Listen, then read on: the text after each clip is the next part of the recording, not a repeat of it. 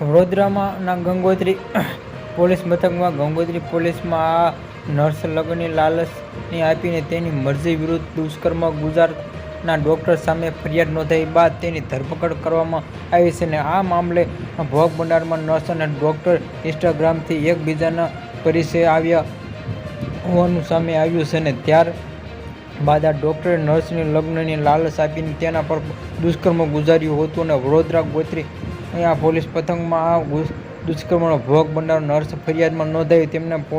જે બાદ પોલીસમાં મામલે આરોપીની ધરપકડ દુષ્કર્મના આરોપી ધરપકડ ભોગ બનનાર નર્સમાં ઇન્સ્ટાગ્રામથી એકબીજાના સંપર્કમાં આવ્યા ત્યાં ડોક્ટરે નર્સ લગ્ન કરવાની લાલચ આપી અને ત્યારબાદ તે કર્યા બાદ તેની મરજી વિરુદ્ધમાં દુષ્કર્મ ગુજાર્યું હતું. આ સમગ્ર મામલે વિગતવાર માહિતી આપવામાં આવેલી એસપી દ્વારા પ્રેસ કોન્ફરન્સનું આયોજન કરવામાં આવ્યું કે ઇન્સ્ટાગ્રામથી ઓળખાઈ ગોત્રી પોલીસ મથકમાં આયોજન પ્રેસ કોન્ફરન્સમાં એસપીસીની કાળકમાં જણાવ્યું કે 3 જુલાઈના રોજ દુષ્કર્મ ગુનો દાખલ કરાયો. આરોપી ડોક્ટર ભાવેશ વસાણીમાં ભોગ બનનાર યુવતીની સપ્ટેમ્બર 2023માં ઇન્સ્ટાગ્રામમાં ઓળખવામાં હતી કે આરોપી દ્વારા ભોગ બનનાર લગ્ન કરવામાં લાલચમાં આપી વિરુદ્ધ દુષ્કર્મ આચર યોજી આ બાબતે તેની ધરપકડ કરવામાં આવી હતી. આરોપી ધરપકડ કરીને કાર્યવાહી હાથ ધરવામાં આવી રહી છે.